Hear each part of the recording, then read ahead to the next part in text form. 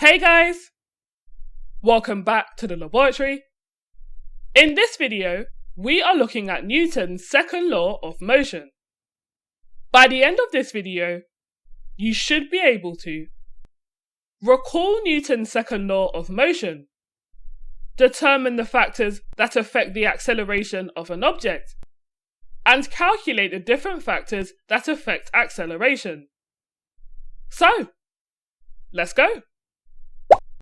The three laws of motion, devised by Sir Isaac Newton, are used to explain how forces affect the movement of objects.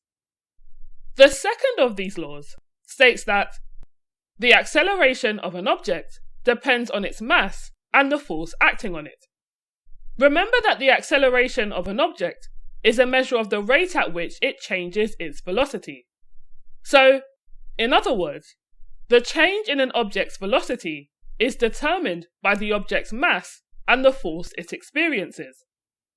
For example, a truck with a mass of 10,000 kilograms and a car with a mass of 1,400 kilograms produce a thrust force of 200 newtons. According to Newton's second law, even though both vehicles have experienced the same force, the car will accelerate faster than the truck because the car has a smaller mass. The acceleration of an object is inversely proportional to its mass. As the mass increases, the acceleration decreases. Now, let's say two cars with the same mass were to experience different forces, where the yellow car experiences a force of 200 newtons and the orange car experiences a force of 500 newtons. According to Newton's second law, even though both vehicles have the same mass, the orange car will accelerate faster than the yellow car, because the orange car is experiencing a greater force. The acceleration of an object is directly proportional to the force it experiences. As the force increases, the acceleration increases also. We can calculate the force needed to accelerate an object using the following formula, where force is equal to the mass of the object multiplied by its acceleration. In this formula, F represents force, M represents mass, and A represents acceleration. For example, a car has a mass of 1,500 kilograms. What force is needed to give it an acceleration of 7 meters per second squared? To calculate the force needed to accelerate this car, we must multiply its mass of 1,500 kilograms by its acceleration of 7 meters per second squared. 1,500 multiplied by 7 is equal to 10,500. The force needed to give this car an acceleration of 7 meters per second squared is 10,500 newtons.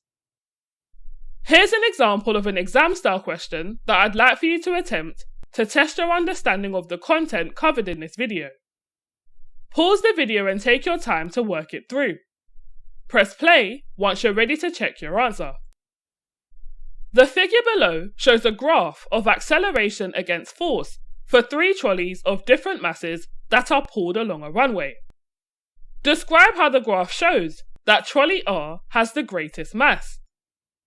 As discussed, Newton's second law tells us that the acceleration of an object is determined by its mass and the force acting on it.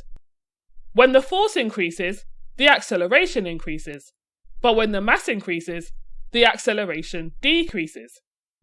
Let's look at the acceleration for each of these trolleys when the force applied is 2 newtons. For trolley P, the acceleration is just over 5 meters per second squared. For trolley Q, the acceleration is around 2 meters per second squared. And for trolley R, the acceleration is under 1 meter per second squared. We can see here that when the same force of 2 newtons was applied, trolley R accelerated the least. So, to achieve your marks here, you would state that trolley R has the greatest mass because it accelerates the least when the same force is applied. So, how did you do on this question? Let me know in the comment section below. Anyway, that's it for this video, guys. Thank you for joining me in the laboratory. Please leave a like on this video if you found it useful, and don't forget to subscribe to the channel so that you don't miss another one. See you soon!